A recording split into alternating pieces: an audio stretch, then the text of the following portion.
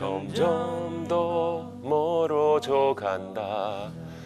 아, 머물러 있는 청춘인 줄 알았는데 청춘은 멀어져 가지만 저는 늘 이 자리에 있겠습니다. 우리들의 법 김일중입니다. 꿈을 이루지 못하게 하는 것은 오로지 하나, 실패할지도 모른다는 두려움이죠. 2024년 여러분들 원하는 일 모두 이루세요. 안녕하세요. 변호사 임주혜입니다. 동장군이 거센 바람을 몰고 와도 제가 다 막아드리겠습니다. 법정이 유재한입니다.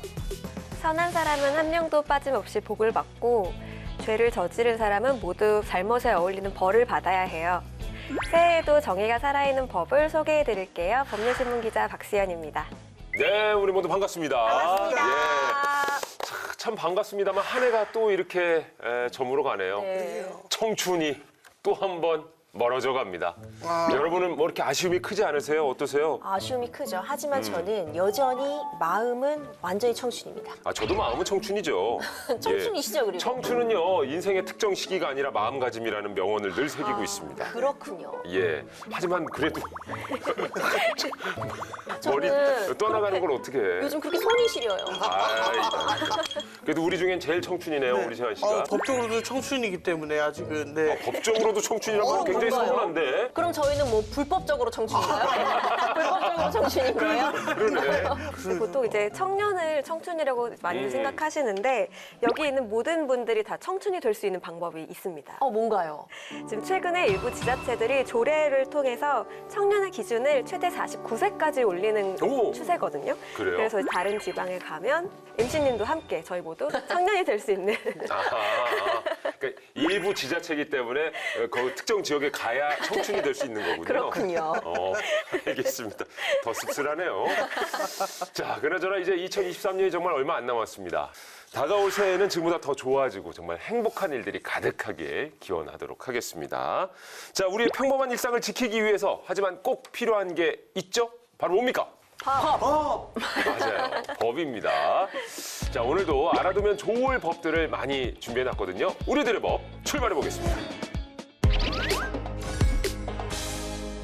국회를 통과한 새 법률을 알아보는 새 법률 완전 정복 시간입니다. 오늘 살펴볼 새로운 법률 뭔가요? 네, 21세기를 뇌 시대라고 일컫기도 하잖아요. 그만큼 전 세계가 뇌 질환은 물론 뭐 치료나 뇌 관련 산업에 정말 많은 투자를 하고 있는데요. 국회도 이에 발맞춰서 뇌 연구 분야의 지원 근거가 될 수 있는 뇌 연구 촉진법 개정안을 통과시켰습니다.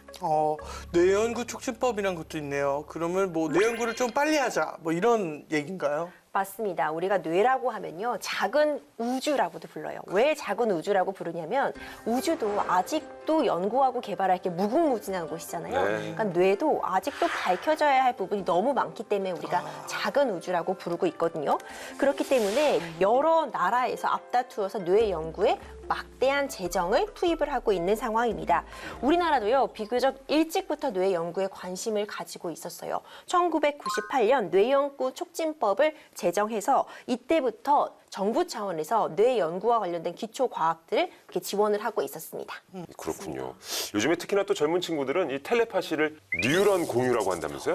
그렇게 얘기를 한대요? 네네. 뉴런 우리 그래요? 또 과학 시간에 배웠잖아요. 그렇죠, 그죠? 그렇죠. 예. 뉴런 공유. 자, 이번에 통과된 법 어떤 내용을 담고 있습니까? 네, 이번에 통과된 뇌 연구 촉진법 개정안은 최근 급속하게 발달하고 있는 뇌 관련 질환과 관련해서 3세대 치료제의 핵심인 뇌 융합 기술 분야의 체계적인 육성과 지원하는 근거를 마련하는 내용을 담고 있습니다. 역시 과학은 언어부터 너무 어렵습니다. 그렇죠. 저도 뭐 인문계 계열, 그렇죠. 문과 계열이었어가지고 문과 계열에서. 여기 지금 다 문과 계열 아닌가요, 다 지금? 문과예요? 배워야 됩니다. 배워야죠. 배워야 돼요. 예, 배워야 돼요. 자, 생소한 단어가 또 있었어요. 3세대 치료제. 네, 이게 맞습니다. 뭡니까? 맞습니다. 3세대 신약이라고 불리기도 하는 이 3세대 치료제는요. 빅데이터랑 인공지능 같은 정보통신 기술을 활용을 해서 약을 먹지 않고 병을 치료하거나 아니면 관리를 예방하는 의학기술 이런 거를 뜻하거든요.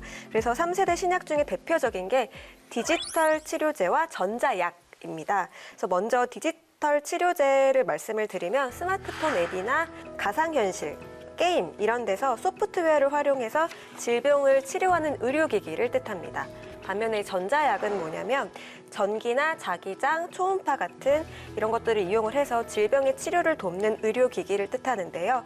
이번에 통과된 법은 국가 차원에서 조금 더 지원을 적극적으로 하겠다 이런 내용을 담고 있어서 의의가 크다고 볼 수 있습니다. 그러니까 게임이나 전자자극 같은 걸로 이제 질병을 좀 치료할 수 있다는 건데, 공상과학 속 이야기 같은 그런 느낌이 드는 건 저만 그런 건 아닐 거예요, 아니요. 아마. 듣는데도 이게 정말 설명이 맞는 건가 오. 싶을 정도로 디지털 치료제가 네. 있군요. 네. 근데 실제로도 지금 활용이 되고 있습니다. 네. 대표적이라고 할 수 있는 것이 우울증 전자약이거든요. 오. 이제 우울증이라고 하면은 보통은 항우울제를 복용해서 치료를 하게 되는데 이 전자약으로도 치료가 가능하다고 합니다. 그러니까 전류로 뇌세포나 신경을 자극해서 어떤 우울증을 유발하는 증상을 좀 완화시키는 그런 치료법으로 지금 개발이 되어 있고요. 2021년도에 식품의약품안전처에 시판 허가를 받았고 현재 비급여 처방이 이루어져 있다고 합니다. 뇌연구와 관련된 산업들이 굉장히 좀 빠르게 진척이 되고 있네요. 우리도 모르게 말이죠. 그렇다면 이번에 통과된 이 법 어떤 부분을 좀 개정을 한 건가요? 이번에는 뇌산업, 뇌융합 관련 기업 그리고 연구기관들이 개발한 이제 연구개발, 시험평가, 검증, 사업화와 관련을 해서 규제 개선에 대해서 정부에 신청을 할 수 있도록 했고요.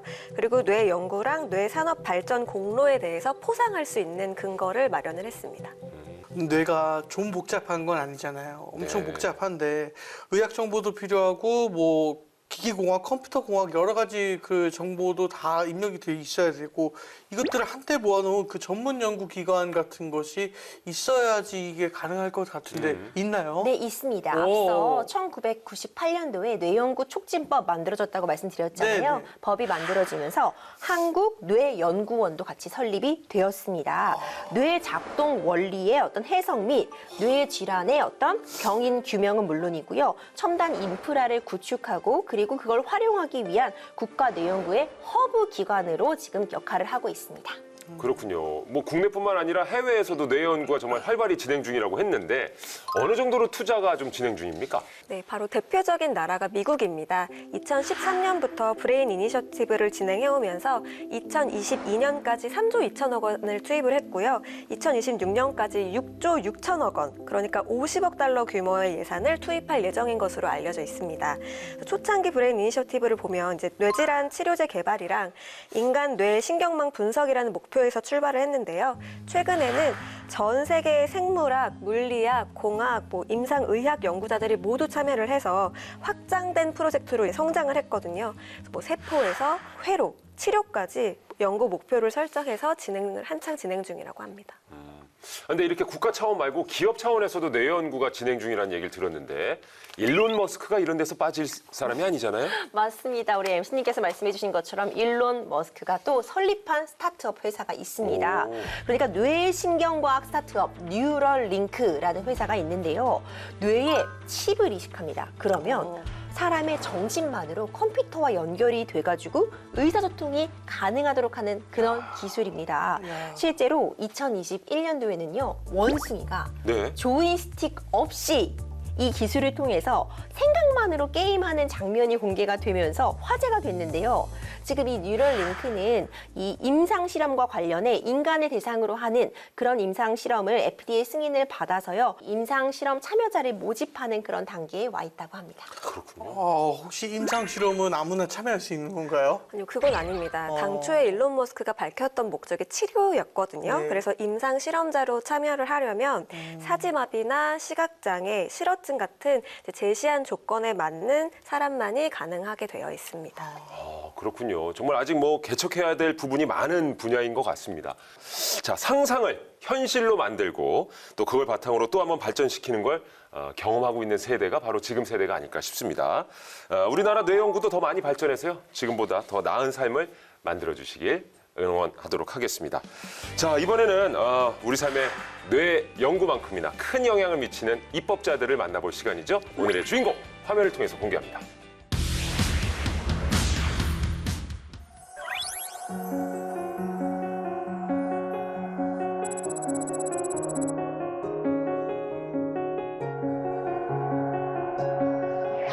식구가 별거니?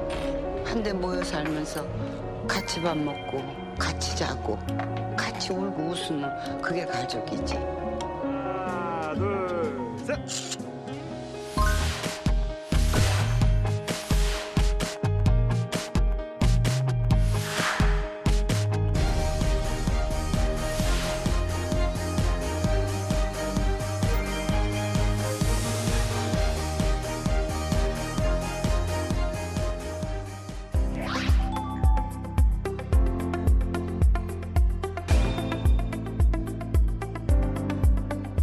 이 서로 생활 동반자가 되겠다라고 결정한 그런 사람들도 이 법적인 가족의 테두리 안에서 가족에게 주어지는 보호를 받을 수는 없을까?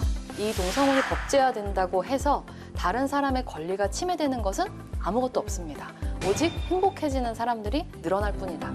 임신이나 출산을 원하는 여성들은 사실은 굉장히 다양할 수 있잖아요. 근데 난임 부부가 아닌 다른 케이스들에 대해서는 지원이 안 됩니다. 보조 생식술 지원을 임신 출산을 원하는 여성이라면 누구에게나.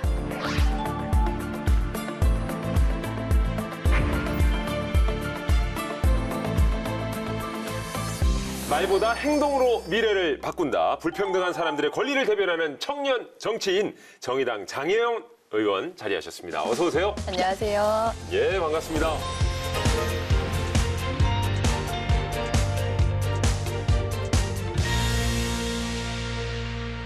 자, 행동파 국회의원 장혜영 의원님, 이 실천에 옮기게 되는 그 원천, 힘은 어디서 나오시는 걸까요? 약간 너무 칭찬해 주셔가지고 엄청 쑥스럽기는 한데 그래도 뭔가 행동하게 되는 가장 큰 힘은 아무래도 저는 인류애인 것 같아요. 인류애. 그 말 그대로 정말 사람을 사랑하는 그 마음으로. 그렇죠. 그러니까 예. 뭔가 눈앞에서 일어나는 일들 중에서는 기쁜 일도 있고 슬픈 일도 있고 사실 되게 감정이 이렇게 변하잖아요. 근데 뭔가 조금 시야를 넓혀서 인류적인 차원 내지는 국가적인 차원에서 보면 결국은 다 같이 잘 살아가기 위해서 노력하고 있는 거기 때문에 엄청 절망스럽고 그래서 이제는 그만하고 싶다는 기분이 들 때도 이 강력한 인류애를 가지고 계속 해나가자 이런 게 저한테는 되게 큰 동력인 것 같아요. 그러시군요. 네. 자, 그런 인류애를 가지고 동력으로 열심히 살아오신 2023년이 이제 끝나갑니다. 올 한 해도 정말 다사다난이라는 표현이 어울릴 것 같은데요. 지난 1년 어떠셨나요? 벌써 1년이구나 그런 생각이 사실 제일 많이 들죠. 그러니까 당장 올해 초를 기억하면 그때 이태원 참사 국정조사가 있었기 때문에 네. 연초가 어떻게 지나갔는지 기억이 잘 안 날 정도고 또 기후이기 때문에 온갖 재난들이 많이 있었잖아요. 그래서 진짜 벌써 1년이 언제 지나갔나 그런 생각이 많이 드네요. 정치를 하면서 힘들고 어려우신 순간들도 있으셨나요? 거의 사실 소수 정당 입장에서는 네네. 맨날 힘든 상황이고 어려움을 느끼기는 하죠. 그쵸, 근데 그쵸. 제일 아무래도 고통스러운 순간은 이제 저희는 아무래도 사회적인 약자들, 소수자들 곁에서 같이 목소리를 내는 일들을 많이 하다 보니까 저희가 함께 목소리를 내는 일들 중에 잘 안 풀리는 경우들도 있어서 그럴 때 힘들어하시는 분들을 보는 게 사실은 제일 힘든 것 같아요. 그런데 우리 의원님 정치하시기 전에 정말 다재다능하게 여러 분야에서 활동을 하셨더라고요. 제가 몇 가지 읊어보면요. 일단 너튜브 크리에이터로도 활동을 하셨고요. 싱어송라이터, 영화 감독, 야. 작가 네. 이렇게 정말 많은 분야에서 활약을 하셨더라고요. 아니 정말 싱어송라이터라는 얘기에도 제가 굉장히 놀랐습니다만 그럼 의정활동 하시면서 느꼈던 거를 좀 쉽게 전달하기 위해서 노래로 만들어도 괜찮을 것 같은데요? 맞아요. 사실 그런 생각은 되게 많이 했었는데 앞서 말씀드렸던 그 이태원 참사 국정조사를 하는 중간에 제가 노래를 한번 만든 적이 있는데요. 네. 우리가 진짜 이 국정조사에서 진실을 밝히기 위해서 1분 1초가 모자란데 자꾸 정회를 너무 오래 한다는 문제를 제기하기 위해서 정회송이라는 노래를 만들었어요. 정혜송이요. 이거 궁금해지는데요. 진짜 궁금하네요. 예. 약간 웃긴 노래니까 들어주시면 하나 둘 셋 넷 오늘도 국회는 정회 개회하기 무섭게 정회 밥 먹는다고 싸운다고 보좌진이 촬영한다고 정회 야속한 정회 애증의 국회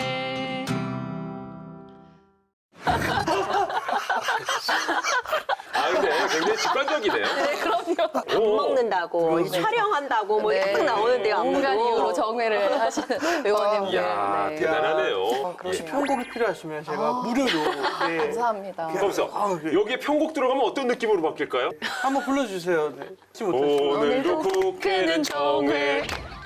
오늘도 국회는 정회. 아, 이렇게 약간 엄청, 반주를 네. 땡겨서 들어간다고요? 반주를 쪼개서 이제 들어가 주는 거죠, 그럼요. 예. 왜냐면 익살스럽기 때문에 익살스러운 비트가 들어가는 게. 네. 프로의 향기. 아시군요. 그렇군요. 예, 근데 뭐 오늘도 국회는 정회. 완벽합니다. 여기까지.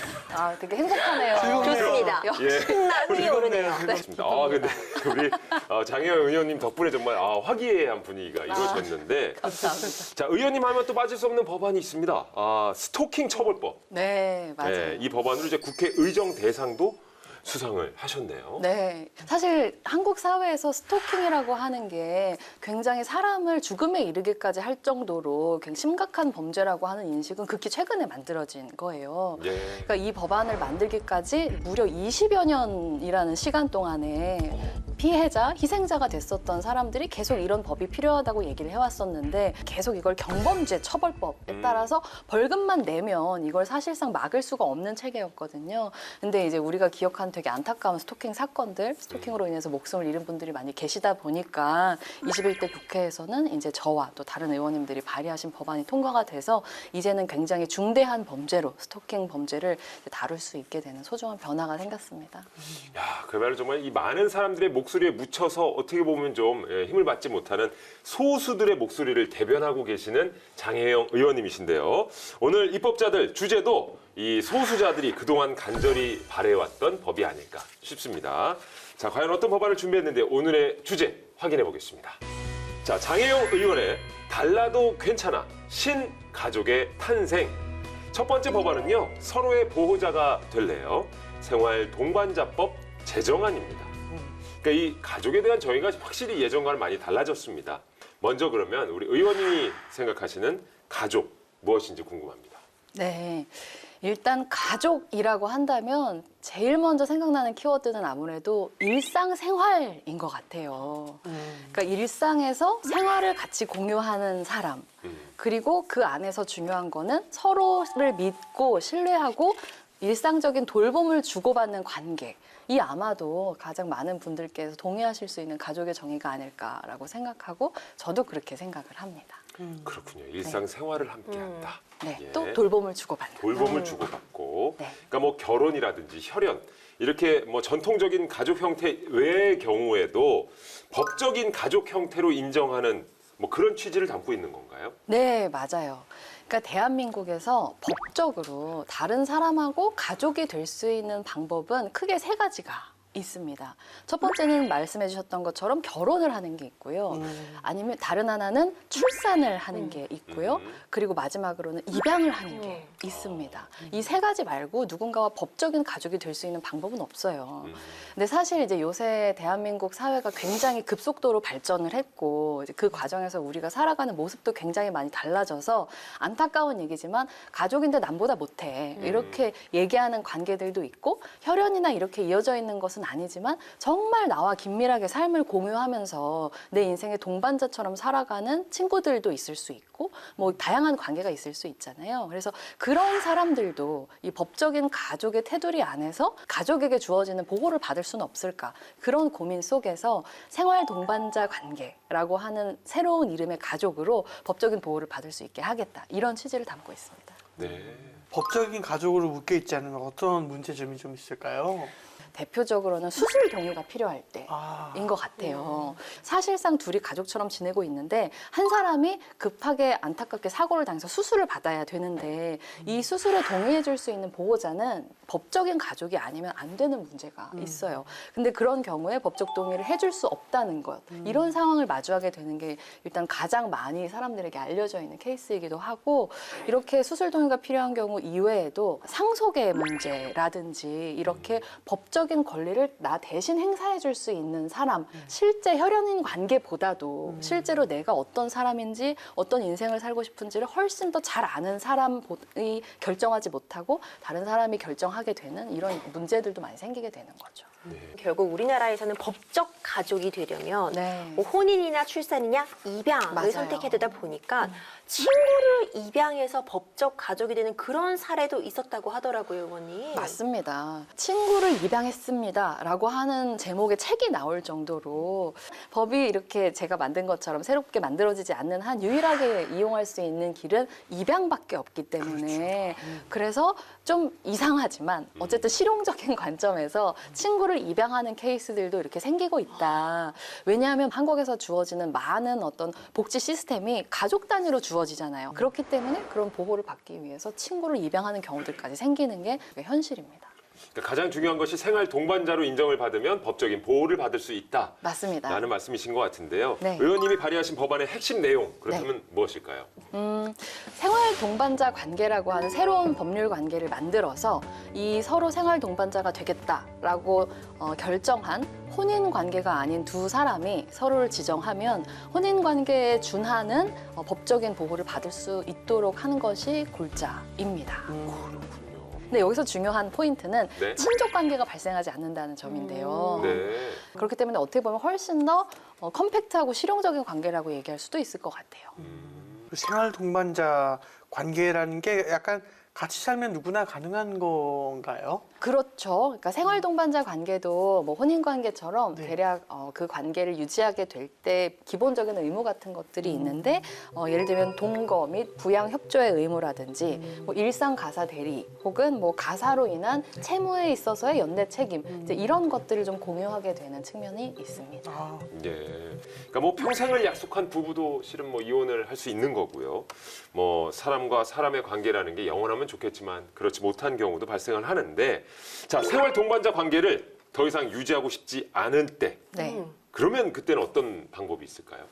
혼인에서 이혼의 절차가 법적으로 정해져 있는 것처럼 이 생활동반자 관계에서도 법적으로 쌍방이 이렇게 더 이상 생활동반자 관계를 유지하고 싶지 않다라고 합의할 경우에 그냥 그렇게 처음에 생활동반자 관계를 신고하는 것처럼 이제는 더 이상 그걸 유지하지 않겠다라고 신고를 하면 되는 절차입니다. 아, 역시 신고를 통해서 네, 예. 맞습니다.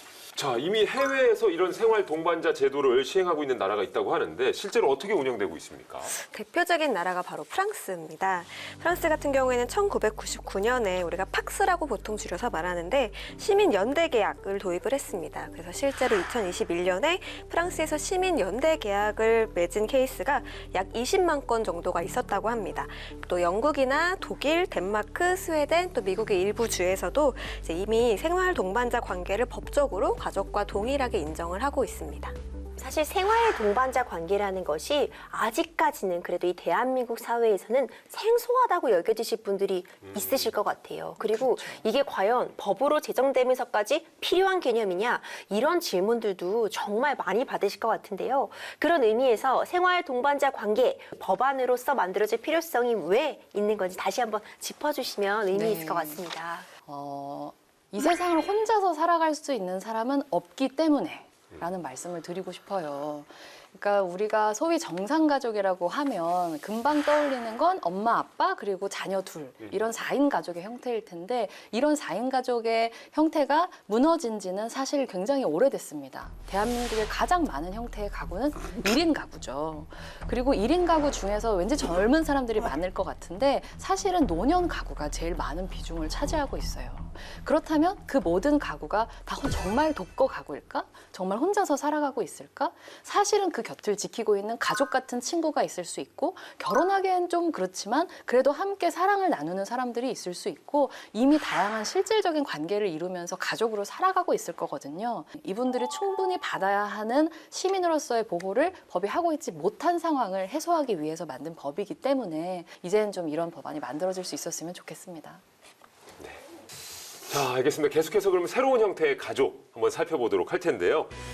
장혜영 의원의 달라도 괜찮아 신가족의 탄생. 두 번째 법안은 사랑하는 사람과 결혼할 자유가 필요해. 민법 개정안입니다. 자, 사랑하는 사람과 결혼할 자유가 필요하다. 이 법안의 취지를 좀 설명해 주시죠. 네, 대한민국에서 사랑하는 사람끼리 평생을 함께 서로를 돌보며 살아가겠다라고 할 때 주로 하는 게 뭐죠? 결혼이요? 결혼이죠. 예. 맞아요. 그런데 모든 사람들에게 주어져 있을 것 같은 이 법적인 권리가 동성인 사람을 사랑하는 사람들에게는 제대로 보장되고 있지 않은 현실을 이제 변화를 만들기 위해서 이 법안을 발의하게 되었는데요. 근데 놀랍게도 사실 대한민국에서는 동성혼을 명시적으로 금지하는 조항은 없습니다. 아, 금지 조항은 또 없어요? 네, 금지 조항은 없어요. 근데 네. 다만 보통 이제 구청에 혼인신고를 하러 가잖아요. 그럼 이제 그거를 수리를 해주지 않는 방식으로. 아, 네, 어떻게 보면 관습적으로 그냥 안 받아주고 있는 문제들이 있었거든요. 그러니까 좀 더 추가 설명을 드리자면 우리가 일단 혼인신고를 하려면 가서 둘이 가가지고 이렇게 접수하는 절차가 있고 네. 그 이후에 접수가 된 다음에 그래서 혼인신고를 받아준다. 가족관계 등록부에 기재되기 위해서는 이제 수리를 해야 되는 절차가 있는데 이전에는 동성 간의 혼인이라면 이 애초에 혼인신고를 접수하는 것조차 안 됐었던 거죠.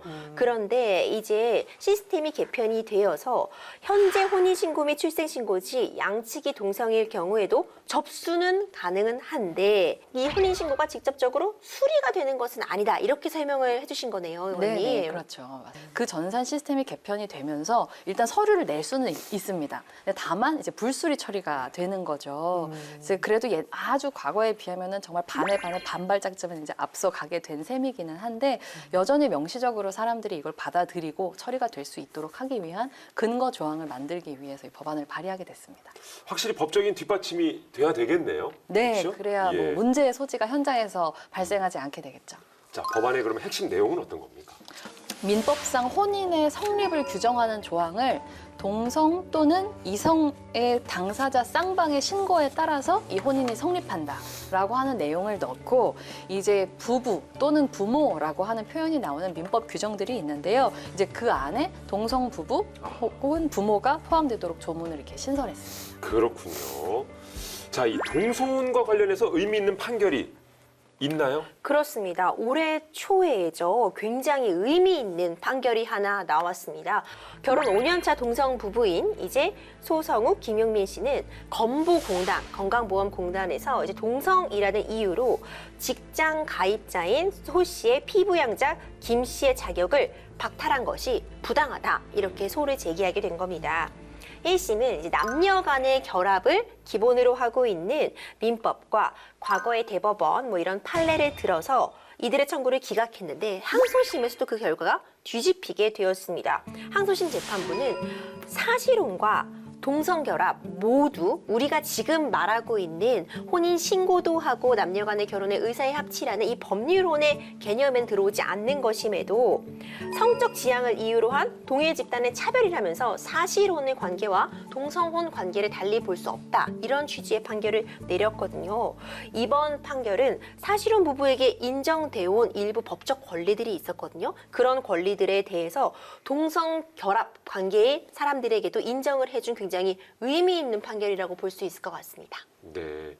재판부에서 굉장히 중요한 판결을 내렸다라고 생각을 하고요. 이 판결을 계기로 해서 사실은 이 법안을 발의할 수 있었던 측면도 있습니다. 이런 재판부의 판결을 어떤 계기로 해서 이제는 사법부의 변화를 입법부도 받아 안아야 된다라고 하는 분위기를 만들 수가 있게 됐고 그 배경에서 이 법안을 발의할 수 있게 된 측면이 있습니다. 네. 해외로 잠깐 한번 눈을 돌려볼까요? 실제로 뭐 현재 많은 나라에서 동성 간의 결혼을 인정하는 추세라고요? 맞습니다. 적어도 30여 개 국가들에서 이제 동성 결혼에 관련해서 법제화가 되어 있고요. 그리고 아시아에서는 대만이 최초로 이 동성혼을 법제화하는 데 성공했죠. 그렇군요, 의원님. 사실 많은 나라에서 점점 더 동성혼을 인정하고 있는 추세는 맞지만 여전히 대한민국에서 이 부분에 대해서 받아들이기 어려워하시는 분들도 많이 있는 것이 현실이라고 생각이 됩니다. 이런 부분에 대해서는 어떤 시각 갖고 계신지 궁금해요. 저는 이렇게 말씀을 드리고 싶어요. 결혼이라고 하는 건 결국에는 두 사람의 서로 다른 곳에서 성장한 사람이 놀랍게도 사랑에 빠져서 함께 행복하게 살아가겠다라고 하는 결정을 내리는 거잖아요. 그리고 그 길을 국가가 제도를 통해서 뒷받침해 주는 거고. 그래서 이 동성혼이 법제화된다고 해서 다른 사람의 권리가 침해되는 것은 아무것도 없습니다. 오직 행복해지는 사람들이 늘어날 뿐이다. 이렇게 말씀을 드리고 싶네요. 알겠습니다. 자, 혼인평등법 처음으로 이제 발의가 됐습니다. 그러니까 진짜 취지는 딱 그거네요. 두 사람이 만나서 서로 행복해진다. 맞습니다. 예. 장혜영 의원의 달라도 괜찮아 신가족의 탄생 세 번째 법안은요. 아이를 낳을 권리도 소중해. 모자보건법 개정안입니다. 자, 이 법안에 대해서 좀 소개를 해주시죠. 네, 우리가 요새 되게 가장 핫한 키워드 중에 하나가 저출산 맞아요. 혹은 저출생 이런 얘기들을 하잖아요. 그런데 아이를 낳으라고 이렇게 국가가 엄청 지원해 주는 것 같은데 아이를 낳을 권리라니? 라고 그래. 생각하실 수도 있는데요. 이 모자보건법 상에 난임 지원을 받을 수 있는 대상으로 규정이 되어 있는 것이 이제 오직 난임 부부로만 한정되어 있는 문제를 해결하는 법안. 예. 이에요. 임신이나 출산을 원하는 여성들은 사실은 굉장히 다양할 수 있잖아요. 결혼했는데 이제 임신이 자연적으로 되지 않아서 난임인 부부도 있을 수 있지만 혼인을 하지 않았지만 뭔가 임신이 잘 되지 않아서 난임 시술을 원하는 경우라든지 아니면 혼인을 하지 않았고 혼인을 굳이 할 생각은 없지만 정자를 기증받아서 저희가 알고 있는 사유리 씨처럼 네. 그런 비혼 출산을 하고 싶다 이렇게 생각하는 여성들도 있을 수 있잖아요. 근데 중요한 건 이 보조 생식술이 엄청 비쌉니다. 비싸고 한 번에 되는 경우도 많이 없고 그래서 이 기술을 이용하려면 되게 높은 비용을 감당해야 돼요. 그런데 이런 난임 부부들에 대해서는 국가에서 지원을 많이 해주거든요. 근데 난임 부부가 아닌 다른 케이스들에 대해서는 지원이 안 됩니다. 그래서 지금은 난임 부부에게만 한정되어 있는 보조 생식술 지원을 임신 출산을 원하는 여성이라면 누구에게나 해줄 수 있도록 바꾸는 법안입니다. 네. 사유리 씨 얘기를 또 대표적인 예로 들어주셨는데 이해가 확실하게 되고 네. 그래서 뭐 당시 이 한국에서는 미혼 여성에게 정자를 기증하는 병원이 없어서 일본에서 출산을 했다라고 밝히기까지 했었거든요. 네. 맞아요. 네. 그러니까 사실 한국에서도 이게 모자보건법상 시험관 시술 보조 생식술이 난임 부부에게만 이제 한정이 되어 있기 때문에 이제 비혼 출산 시에 정자를 공여받을 수 있는 이제 이 길이 없어서 그래서 이제 일본에서 이렇게 말하자면 원정 임신이라고나 할까요? 그런 형태를 취하실 수밖에 없었던 것 같습니다. 그리고 현행 대한산부인과 학회의 보조 생식술 윤리 지침도 좀 들여다볼 필요가 있을 것 같아요. 오. 사실상 의료계에서는 이 지침이 있다면 이대로 움직일 수밖에 없잖아요. 그렇기 때문에 법과 유사한 역할을 하고 있다고 충분히 볼 수 있는 상황인데 이에 따르면 오직 혼인을 한 상태에서만 체외 수정 시술을 할 수 있도록 규정을 하고 있습니다.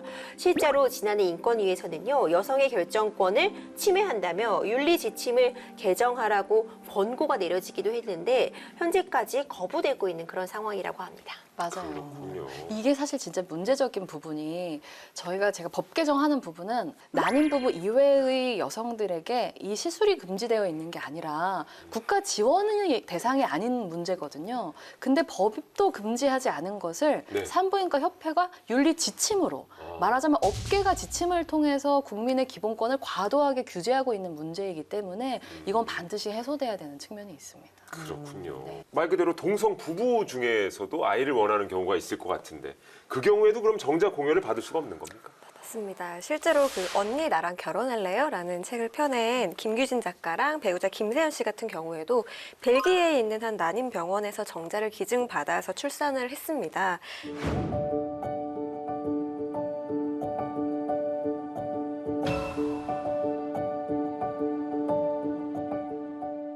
혹시 이분들과 만나보신 적이 있으실까요? 네, 이제는 처음에는 법안을 통해서 만나뵙게 됐는데 지금 이제 좋은 친구로 지내고 있고 얼마 전에 이제 건강한 이제 딸을 출산해서 이제 행복한 시간을 보내고 있는 것으로 알고 있습니다. 그렇군요. 네, 그러니까 결국 의원님이 발의하신 이 법안의 취지는 임신을 하고 출산을 하기를 원하는 여성이라면은 누구든지 그 출산할 자유를 주자 이런 내용을 담고 계신 건데 법안의 핵심 내용이나 담고 있는 그런 중요한 주제들 설명 부탁드릴게요. 네, 일단 모자보건법상 이 보조 생식술 지원을 받을 수 있는 대상을 난임 부부에만 한정하는 것이 아니라 혼인 여부에 관계없이 임신 출산을 원하는 모든 여성들에게 이렇게 넓히는 것으로 했고요. 그러니까 현행의 난임 극복이라고 되어 있는 규정을 이제 임신 지원이라고 변경하는 내용도 담고 있습니다.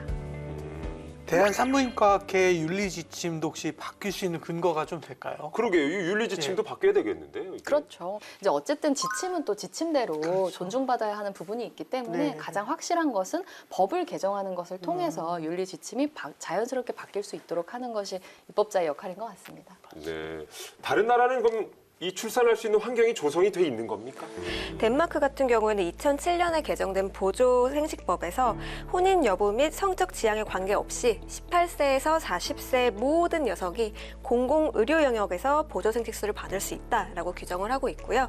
그리고 스웨덴의 경우에도 2015년에 성소수자 부부를 가족 형태의 하나로 인정하는 사회 분위기 속에서 비혼 여성이 정자를 기증받을 수 있는 제도를 마련을 했습니다. 그리고 프랑스도 작년에 생명윤리법 개정을 통해서 인공수정 허용 대상을 동성 커플과 비혼 여성까지 확대했습니다. 네. 의원님께서 앞서 처음에 말씀해 주셨던 게 굉장히 기억에 남는데 정상가족 이야기 해주셨잖아요. 네. 엄마, 아빠, 자녀 둘. 아이가 상처가 되는 건 아니냐 아니면은 너무 혼란스러워지는 거 아니냐 이런 우려 섞인 시선은 어떻게 바라보고 계세요? 저는 그런 우려 섞인 시선이 있다는 건 어떤 의미에선 되게 다행이라고 생각해요. 그리고 정말 그런 우려가 진심인 분들이라면 여러분들이 함께 나서서 이 사회의 분위기를 바꾸는데 함께 동참해 주셨으면 좋겠다. 이렇게 말씀을 드리고 싶어요. 어떤 걱정의 외피를 쓰고 사실은 이런 변화에 대한 불편함을 드러내시는 분들도 계시지만 저는 훨씬 많은 국민들께서는 지금 자라나는 다양한 가정의 아이들이 차별받지 않고 훌륭하게 잘 성장할 수 있기를 바라고 계시다고 생각하거든요. 여러분들께서 나서서 더 괜찮다, 우리는 함께 살아갈 수 있다, 모두가 있는 그대로 존중받을 수 있는 가족이다 이렇게 얘기해 주시면 너무 좋을 것 같습니다. 남녀 사이에 부부 사이에 아이를 낳을 권리뿐만 아니라 더 넓은 개념의 네. 그야말로 아이를 낳을 권리를 지키자라는 맞습니다. 것이 이 법안의 핵심일 것 같은데요. 법안이 통과되기 위해서는 좀 어떤 변화들이 필요하다고 보십니까? 상당히 많은 지점들이 있을 텐데요. 제가 오늘 소개해드린 이 세 가지의 법안은 사실은 패키지 법안입니다. 내가 원하는 가족을 구성할 권리라는 측면에서 가족 구성권 3법 이렇게 이름을 지어서 이제 발의를 한 번에 같이 했었어요. 그래서 그 통과를 위해서 저는 통계의 변화가 되게 필요하다고 통계의 생각합니다. 변화요? 네, 대한민국에 이런 변화를 희망하는 사람들이 얼마나 있는지 혹은 그 사람들이 실질적으로 숫자로 우리가 얘기할 수 있는 어떤 종류의 불이익을 당하고 있는지 이런 통계를 제시할 수 있다면 훨씬 더 이 논의가 진전되기 좋을 텐데 아직은 이 관련된 특히나 성소수자에 관련된 대한민국의 어떤 통계도 명확하게 존재하고 있지 않은 상황이기 때문에 문제를 풀기 위한 통계부터 정부 차원에서 함께 마련했으면 좋겠다는 생각이 있습니다. 본질은 변함이 없는 것 같아요. 그죠? 가족이라는 공동체, 내가 사랑하는 사람과 내가 원하는 사람과 함께 꾸리고 그 안에서 행복을 찾고자 하는 이 본질엔 변화가 없는 것 같습니다. 맞습니다. 자, 의원님 올해가 정말 얼마 남지 않았습니다. 연말 계획 있으신가요? 이제 내년에 선거가 있으니까 열심히 또 지역에서 주민들 만나 뵙고 지금까지 의정 활동 설명드리려고 하고 있습니다. 예, 진짜 선거송도 준비하시겠네요. 준비해보려고 합니다. 그러세요?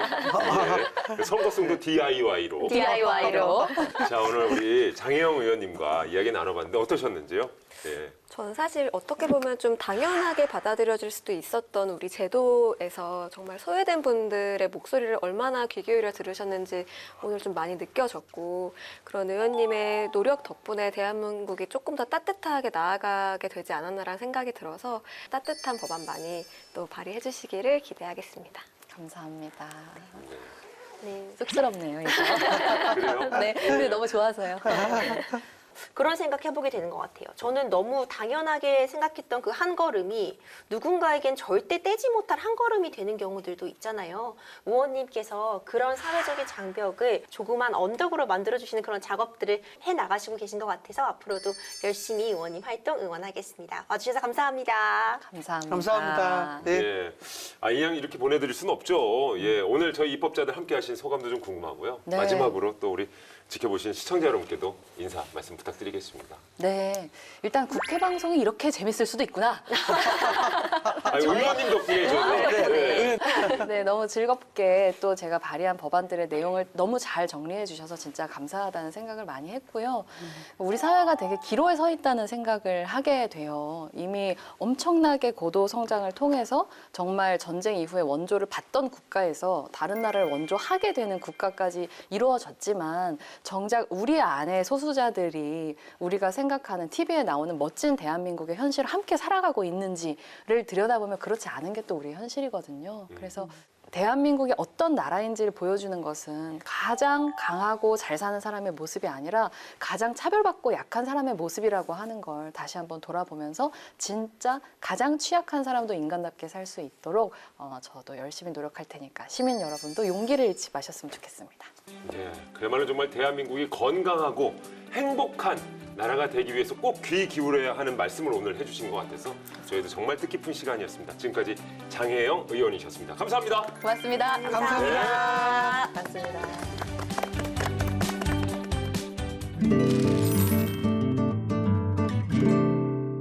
법을 몰랐다고요?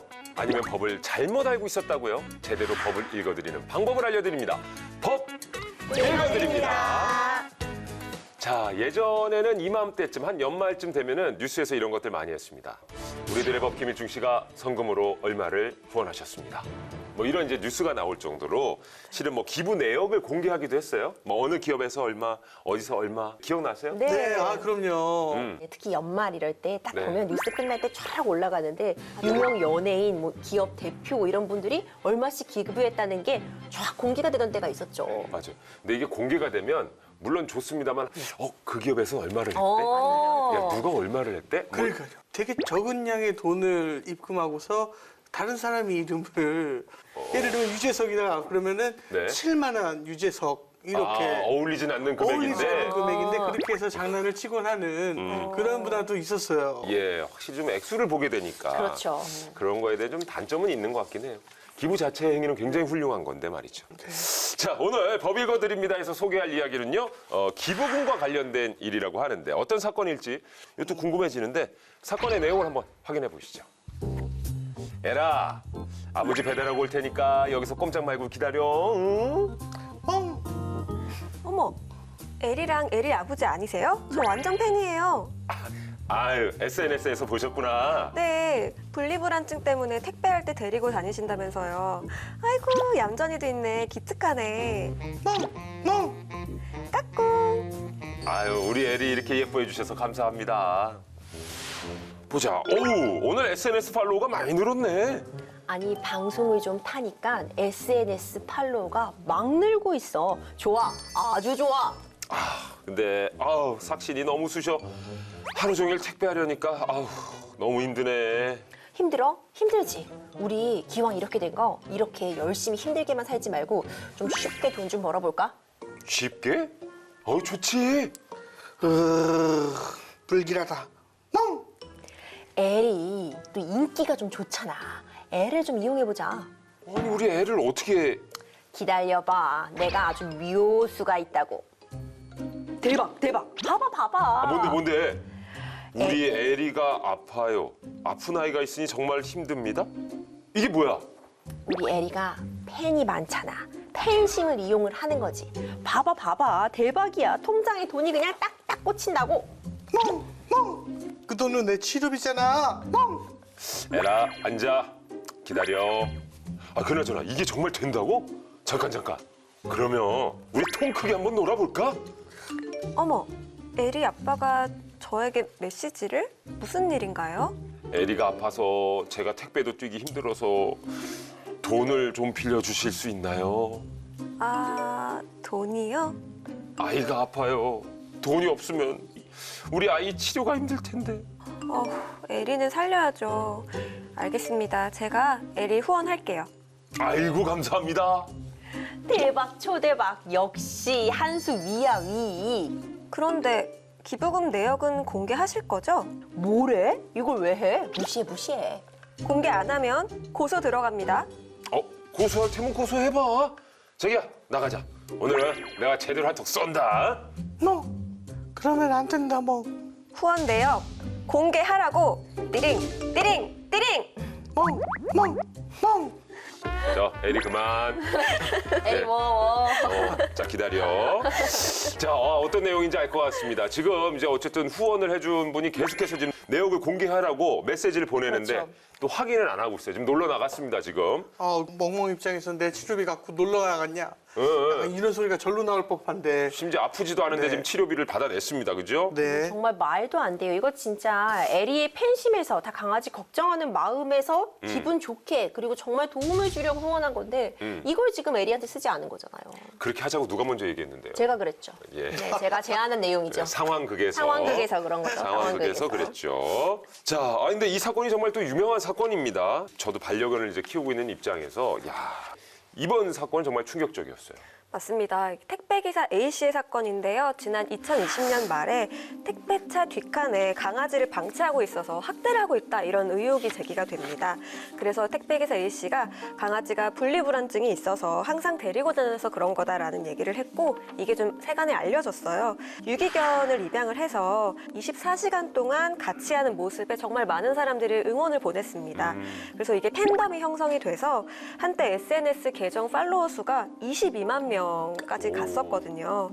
그러던 중에 A씨는 여자친구 B씨랑 같이 SNS 계정에 택배 차량이 고장이 났습니다. 근데 강아지들이 아픕니다. 이런 글을 올려요. 그래서 이제 기부금을 모으게 된 건데요. 이 택배기사 A씨는 여기서 그치질 않았습니다. SNS 개인 메시지를 통해서 사람들한테 돈까지 이제 빌렸다고 한 사건이에요. 그래서 이렇게 챙긴 돈이 무려 6억 원 정도라고 하니까 이 정말 엄청난 금액을 기부금으로 받은 셈입니다. 그렇군요. 아니 후원자가 정말 많나 봐요. 밝혀진 피해자만 12,000명 정도 된다고 합니다. 아, 피해자 수도 그렇고 모아진 금액도 그렇고 아니 뭐 반려견 치료비가 뭐 비싸다고 합니다. 그 정도는 아니거든요. 근데 어쨌든 범죄 사실이 어떻게 밝혀진 겁니까 이게? 그러니까 기부금을 이렇게 제대로 쓰지 않았다, 에리의 치료에 쓴 게 아니다 이런 내용들이 자꾸 이제 밝혀지게 되면서요 기부금을 공개하라는 요구가 계속되게 됩니다. 그런데 두 사람은 기부금의 총 모금액도 공개를 하지 않았고 사용처 또한 공개를 하지 않았다고 해요. 그리고 빌린 돈들도 있었는데 이 빌린 돈도 대부분 상환하지를 않았습니다.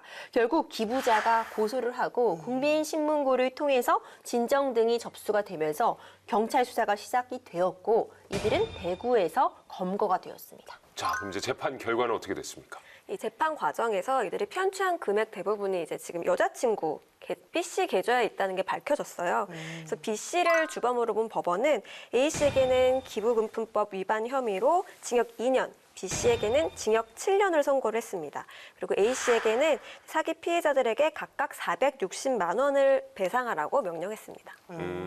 어쨌든 지금 이제 보호자가 징역을 간 상황이고 그렇다면 반려견은 어디 있습니까? 지금 유기견 보호소에서 보호를 받고 있다고 합니다. 아이고. 이 기부금법이라는 게 정확히 뭔가요? 네, 현행 기부금법에 따르면요, 1,000만 원 이상 기부금을 모집하려고 한다면요, 그때 모집 및 사용 계획서를 작성을 해서 행정안전부 장관 또는 특별시장, 광역시장, 도지사, 특별자치도시에 등록을 해야 합니다.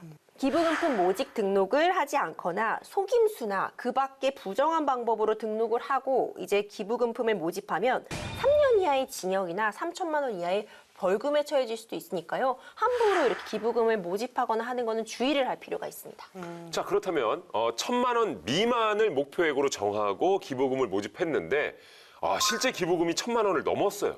그럼 어떻게 해야 할까요? 이런 경우도 있을 수는 있죠. 그런데 이제 원칙적으로는 모집단은 이제 모집액이 당초 목표액에 도달하는 즉시 이제 모집을 딱 멈춰야 합니다.